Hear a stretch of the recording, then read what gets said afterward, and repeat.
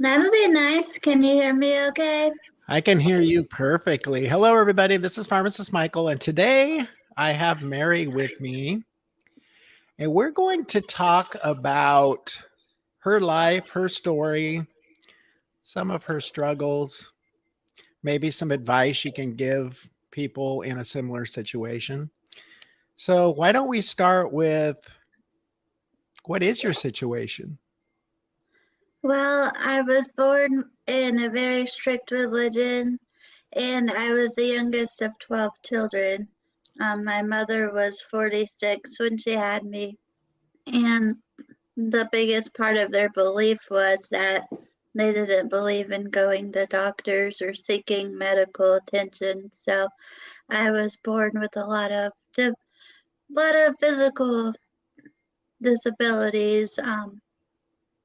I get around pretty good. I'm in a wheelchair, but I I grew up with a lot of brothers, so I they kept me on my feet, I kept going right along with them. So I'm a go-getter. I like to get things done. And I didn't get out of my dad's religion until I was 28, which was about 5 years ago. So I got to move out and start my own life, and it's been great. It took a long time to get up on all my medical treatments and stuff like that, but found out some of the disabilities that I have. I can't raise my arms and hold them up. I have no muscular in my shoulders, and so that gives me limited usage of my arms, but I still get everything done. I'm pretty much self-sufficient, take care of myself. And one of the biggest things I did when I got out was I got my GED, and then I got enrolled into a junior college, and now I'm about to graduate. I actually had my graduation a couple days ago for my associates in psychology. That is awesome. Mhm. So, let's go back to the religion and the medical care. Hi, Kim. Welcome in. What would be different now if you could have received medical care when you were younger? Um, I think they could have helped my spine a lot because I have scoliosis, so I was born with it. Congenital scoliosis. I was actually born with it, so but with proper treatments and stuff, they probably could have had surgery or something to lessen it for me. And then I also have club feet where my feet are like curved over. And so because of the lack of medication and everything, that wasn't addressed either. So they told me now it's pretty much too late to have like surgery on my feet because they would have to break them completely. And so it's just something I have to live with, but I don't let it upset me at all. People are like, you should be so upset at your parents, and but I'm really not. I believe my dad and my mom did the best that they knew how, and that's how they believed. So I'm not gonna hold it against anyone. I've learned to adapt and do everything everyone else does, so it doesn't bother me. So, what gave you the courage, the strength, the ability to get out of the religion? How did you determine that you didn't want to do it anymore? Was it hard to get out? Yeah, it was. It took me about 5 years because I didn't have, my parents had never registered me for a social security number. So I had to actually go to court to get a social security number. I had to start with that. And then I got that, and then I got my state ID, and then I got on disability. So it all took like it took about 5 years. I also homeschooled myself while I was in the process of everything, and was able to go from 5th grade to 12th grade. And that when I got out, I got my GED right off the bat because I had been studying for 3 years. And so I got that done. But yeah, I guess it was just, I, it took about 5 years to get everything wrapped up. Okay, so I've got a question from the audience. They want to know what religion it was. Um, that's a good question because it's called Church of the Firstborn. It's not very popular. Some people have heard of it, but it's basically a non-denominational congregation. And it kind of ran in my family. It was in my dad's grandfather's family, and so it that's all my dad knew. You know. So I'm assuming it's very strict. Yes, it Okay. was. I don't miss it at all. Is it culty? I don't know.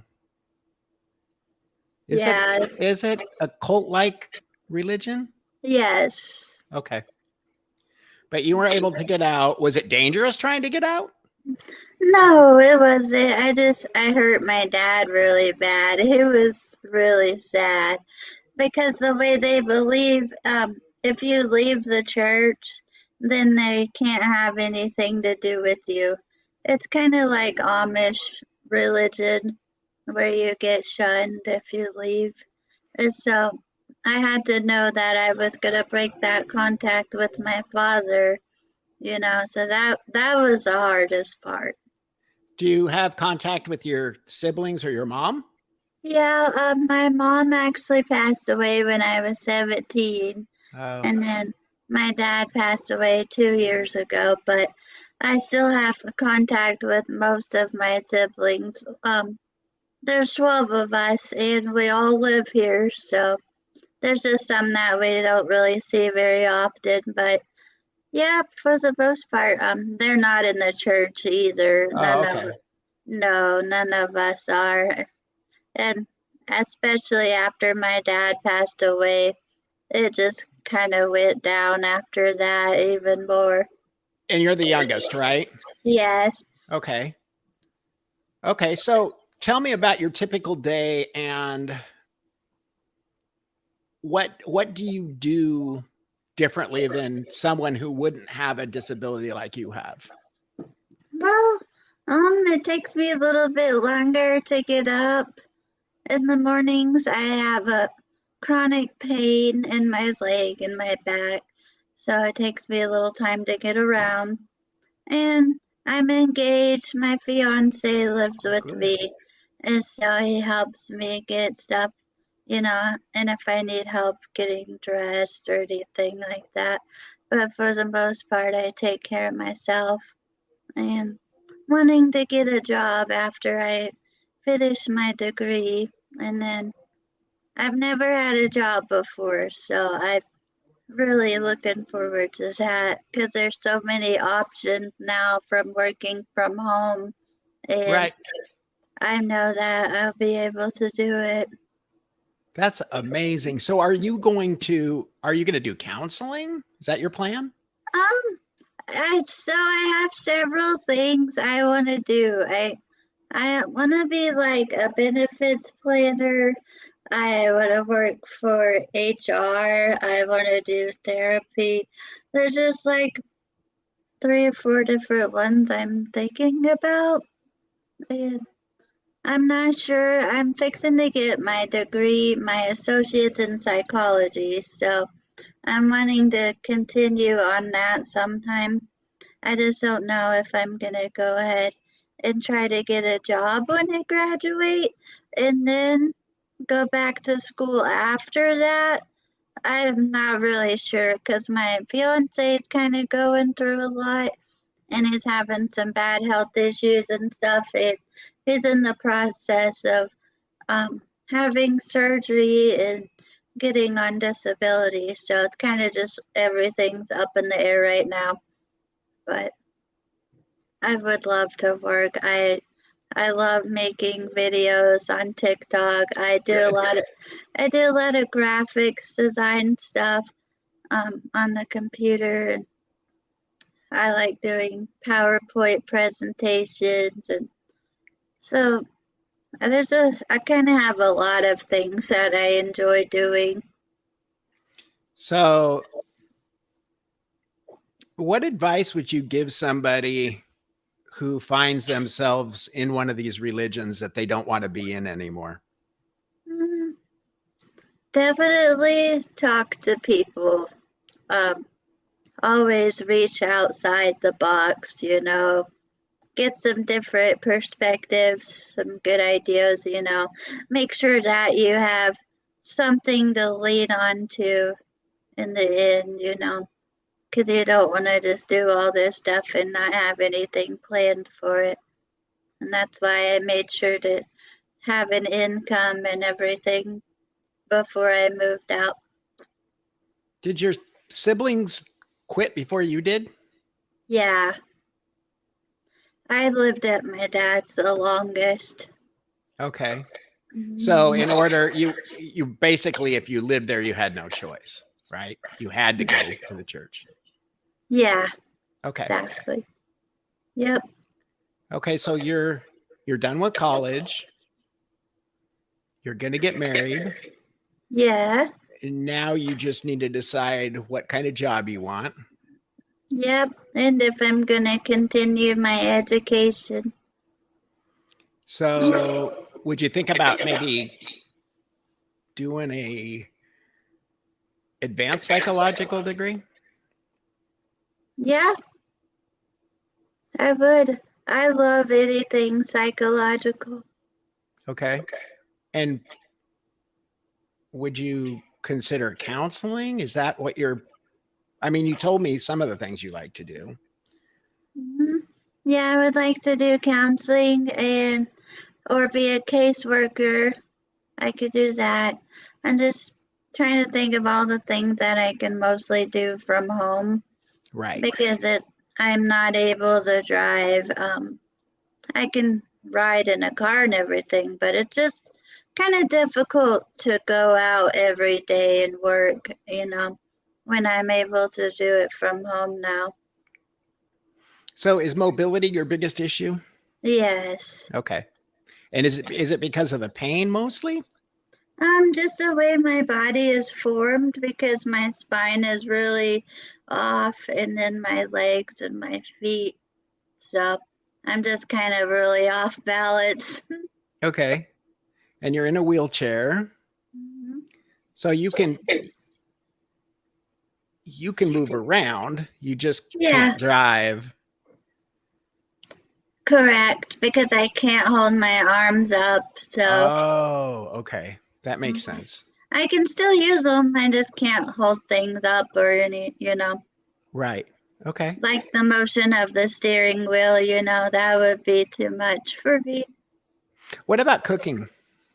Cooking, I have actually, well, me and my fiance, we cook together usually. I can't really do it all by myself. If I do it myself, he'll either prepare me something that I can microwave or I can just heat up something from the freezer. But um, I have made some stuff on my own that's in a crock pot. I can do that. But usually he helps. He actually loves cooking, so it works Good. out good for us. That's good. Yeah, When are you getting married? I don't know yet. Oh, We really don't know. We've been together for 3 years. Um, just right now, we have to see what our financials life is like. right. Once I once I get settled into a job or school again or whatever that would be. Okay. Mhm. It sounds like you're doing pretty good to Pretty me. good. Yeah, I have a lot of hard times because I'm the youngest. I feel like my family are just more advanced than me because they've already been through all of this. And I feel like I'm like a late bloomer just trying to figure life out, but I'm getting there. I'm some of my classes I've taken in school have actually helped me a lot. So So have you have support from your fiance. Do you have support from your siblings too? yes and no. Yeah, I do. I mean, there's kind of some family drama stuff, but for the most part, everybody gets along. That's good. Yeah, I do have the support of my family as well. Good. Mhm. Would you do anything differently if you could go back 20 years? Yeah, I would have left a lot earlier. Yeah. Do you think there's any positive things that have come out of this? Yeah, most definitely. I found my fiance. I have two cats, and they're my world. I love my cats. And got to go to school and everything. There's a lot of good things that's happened. And you were forced to figure things out on your own.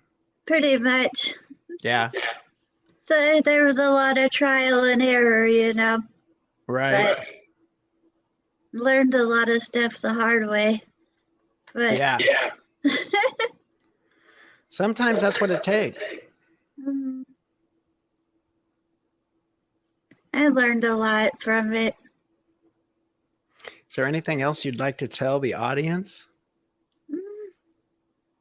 I just want to say this is my whole goal in life. Just if you have disabilities and everything, just try to at least find your own happiness. And if you can go to school, go to school, do something to better your life because it'll make you feel amazing. Right. And I don't know what I would do if I hadn't gone to school. I just feel really good about myself. Good. Good. Did you ever have any depression through all this? Oh yeah, lots of depression.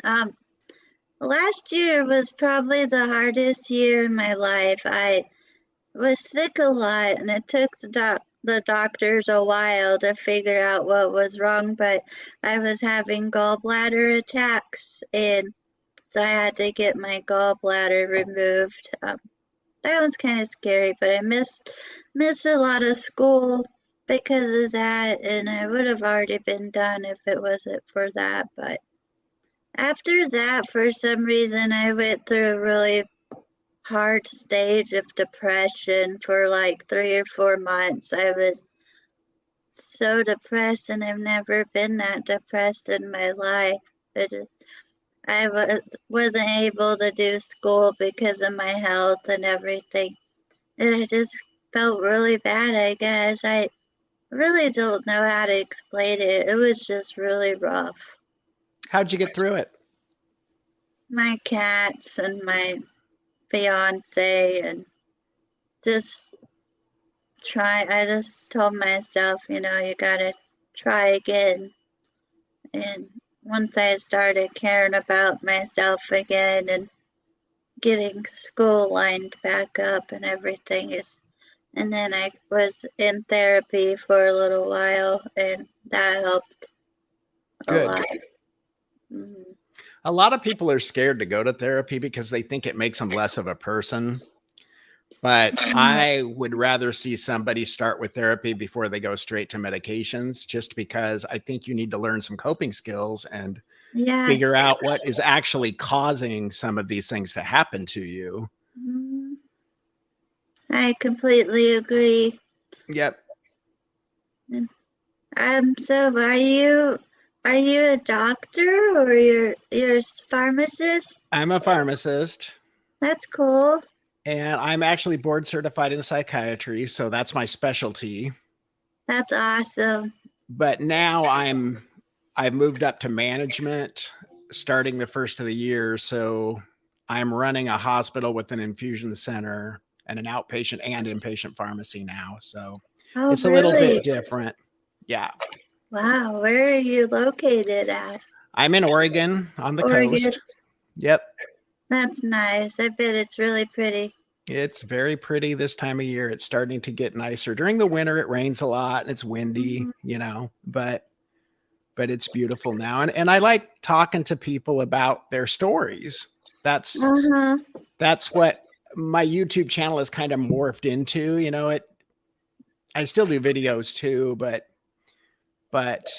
it's, to me, fascinating to hear how other people deal with adversity and depression and Yes. disabilities, because a Mm-hmm. lot of the people in my TikTok lives, they've most of them have some sort of problem. Mm-hmm. So yeah, Mary, there's another Mary in the chat here. She says opening up is very hard, peeling those layers back. Yeah, And it I think that's is. true. Mm-hmm. What But I you learned, I just got out of a stress management class, and that was one of my favorite classes. It really taught me, you know, like the first thing you do when you have an anxiety attack is to think about the stressors. What is causing you to be stressed, and can you put a name on it, you know? And then realizing that the thoughts that you're having are not necessarily facts. It's just your thoughts. But Yep. it's how you perceive them, and then what your behavior is going to be to acknowledge it, and then what are you going to do about it. And Right. I love that. That I learned a lot about mindfulness and meditating and stuff. It was one of my favorite classes. Yeah, and the Mary in the comment says, especially when you're taught to suck it up. And I think that's true. I think a lot of times when we're growing up, we're never taught simple coping skills. Mm-mm. Your kid doesn't want to go to school and you just say, "Oh, you got to go. You're fine. There's nothing wrong with you." You Yep, know, and you don't actually explain to them what you can do to make yourself feel better. You just tell them to go. Just do it. yep, So 'cause- I do think that's part of the problem as a society that we have, is most of us don't learn coping skills until it's too late. yep. That's the hardest part. But if you have a psychology degree, they're going to teach you those things. Yep. So you know them. Mm-hmm. Okay, well, thank you for coming on. I really appreciate it. Yeah, thank you. It's been really nice. I appreciate you asking me to do the interview. Yeah, I think it's wonderful. If somebody can learn something from you, and I think they can, then Yeah, it is definitely worth having you on.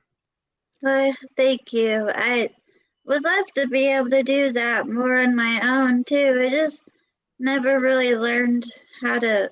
I know how to go live on TikTok, but I just don't know how to like get a lot of viewers and stuff. But I would love to be able to help people if they're interested. So I can tell you, there's no real big secret to it. It's just a lot of work. Okay. And YouTube's even harder, but with TikTok, you have to keep posting and posting and posting and posting Yeah. videos. And then you just need to figure out what your audience responds to and do more of that. I think the hardest part really is realizing that what you're producing and what you're putting out there content wise is not for you, it's for your audience. Right. So, you may find out that you love to fish and that's what you want to do videos about, But your audience doesn't want to see that. They want to see, I don't know, maybe they want to see what you do during the day, or they want to learn something from you. And then you're forced to make a decision. You either make the videos you want to make and people don't watch you, or Yeah. you pivot and you do things that are interesting to your audience, and then you grow. And I think if you're honest with people and you just be yourself, that's your best way to do it. And video after video after video, because every video you make, you learn something new.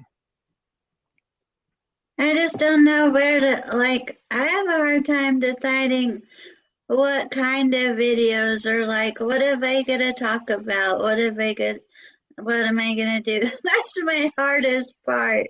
Well, you've got a degree in psychology, so maybe just listening to people's stories, giving somebody a platform to tell their story.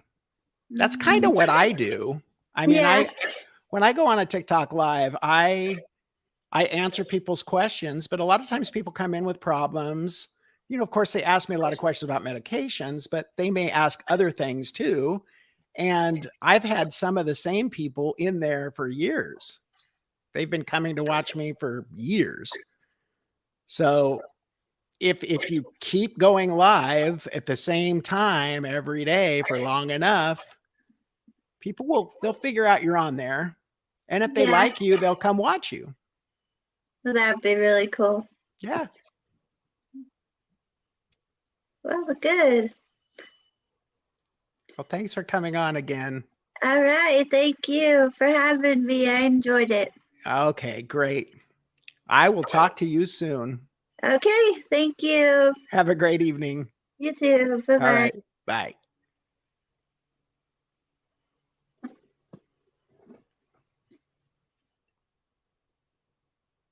Okay, everyone. Thanks for coming on. I want you to know, hi, Kat. If you guys want to do a video, if anybody out there wants to be interviewed by me, please leave me a comment in the comment section. And I'm also going to put a banner up here with my email on it. So you can also send me an email at michael.brown@sunshinentc.com. As long as it's something that's healthcare related, it's fair game. And do you two in the audience, do you have any questions for me? Is there anything you want to talk about since I'm still on here? Because I can answer a couple questions. If not, I'm going to go back to